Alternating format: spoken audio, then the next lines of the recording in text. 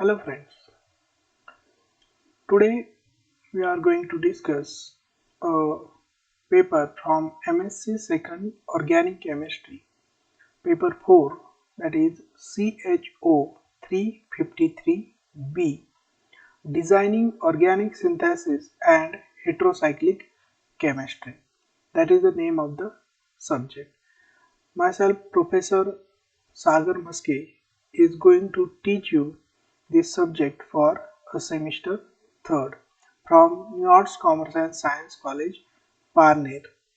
So friends, let's start our discussion for this subject.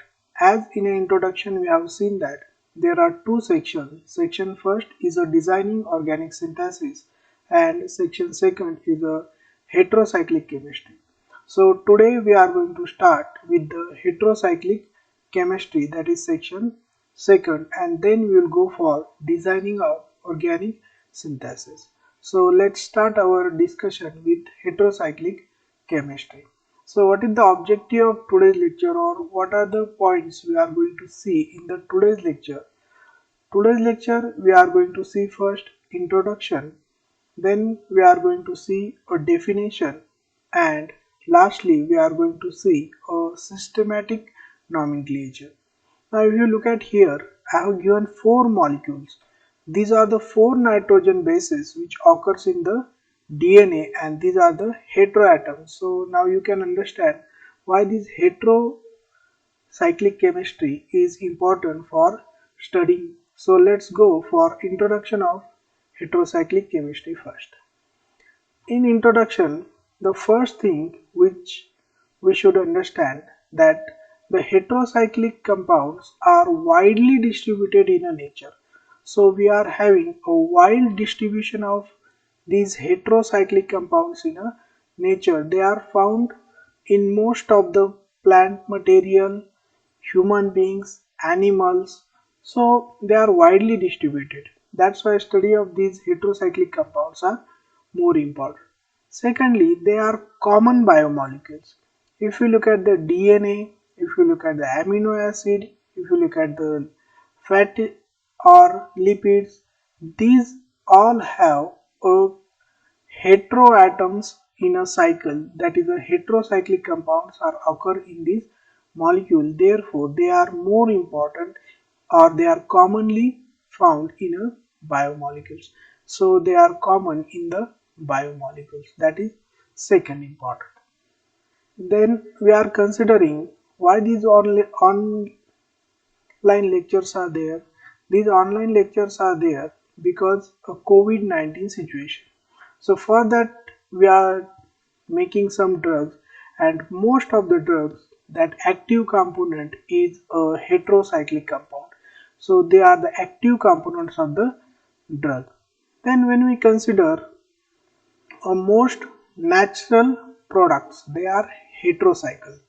So most of the compounds which are obtained from the nature as a product, either in the form of an food or shelter for human beings or for some industrial processes, they are the heterocycle. So that is one more important of the heterocycle.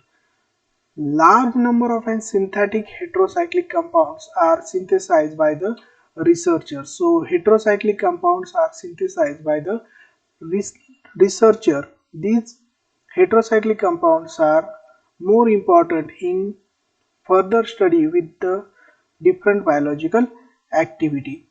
They are important synthetic intermediate. For most of the synthesis, there is a requirement of some intermediate. These intermediates are the heteroatoms or the heterocyclic compounds, and therefore they are most important synthetic intermediate. When we consider a research for organic chemistry, many times the organic chemists are using these heterocyclic compound for their researches, and therefore these heterocyclic compounds attracted researcher for the further study. So we are considering that this having a enormous application in day-to-day life, and therefore the study of heterocyclic compound is more important, and they are having a good application in organic chemistry as well as in the field of drug and a medicinal chemistry. So that's why study of these heterocyclic compounds are more important, and hence we have to understand what are the heterocycle. So for understanding these heterocycle, we should understand first the definition of an heterocycle, or we should able to define what are the hetero compounds or what are the heterocyclic compounds. Okay, so let's consider a definition of an heterocyclic compound. So what is the definition of heterocyclic compound? Cyclic organic compound containing at least one element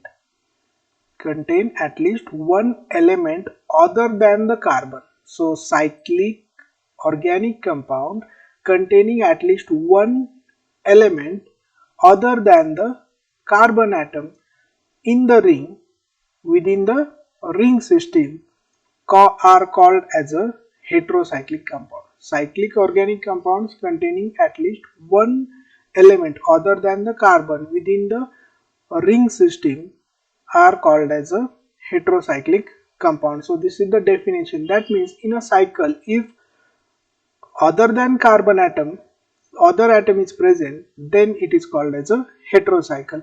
So let's consider the example of heteroatoms: nitrogen, oxygen, sulfur, phosphorus. There are number of and other heteroatoms are there which can be inserted or which can be present in the ring of the heterocyclic compound. So this is the definition of an heterocycle. Suppose if we consider only a cycle of an carbon atom, a cyclic organic compound containing only carbon atom in the ring are called as a carbocyclic compound. So cyclic organic compounds containing only carbon atom are called as a carbocyclic. If other than carbon or one or more elements are present, then it is called as a heterocycle. Okay. Commonly, when we consider a heterocycle, most common heteroatoms are these three: nitrogen, oxygen and sulfur, and many natural biomolecules having these three atoms: nitrogen, oxygen and sulfur. So commonly these are the heteroatoms which present in the heterocycle. Now question arises, these are the few atoms which present in the heterocycle, but what should be the size of the cycle? We are knowing that the ring is made by 3 atoms, not less than that. So it ranges from 3 to 7 commonly. That means if we consider natural product or if we consider the synthetic heterocyclic compounds, they are of 3 to 7 member ring system. It can be extended up to the 10 or beyond 10 also. Okay, so this is the common for heterocyclic, that is 3 to 7, and nitrogen, oxygen, sulfur, these are the common heteroatoms present in the heterocyclic compound. So as we have seen in the introduction, there are number of heterocyclic compounds occurs in nature. Here we can see nitrogen, oxygen, sulfur and many other heteroatoms can be present, and it can be having 3 to 7 member ring. So there is a need of a nomenclature for the heterocyclic compound. So let's consider the nomenclature for the heterocyclic compound. So first, nomenclature. Okay, in nomenclature, some heterocyclic compounds known by their trivalent names. Trivalent names means their traditional names. Where this traditional name occurs from, or what is the basis of their traditional name? The basis of their traditional name is their occurrence, preparation and properties. So depending upon these three, that is the occurrence, preparation and property, we are having the trivalent name. But the problem with the trivalent name is that they are too common and we are not able to have their understanding of structure, or we are not having their properties or their reactivity correspond with their names. So there should be some systematic nomenclature system should be there for the heterocyclic compounds.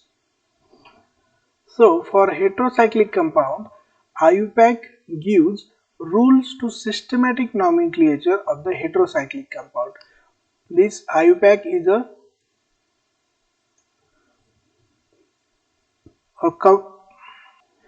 it gives a systematic nomenclature.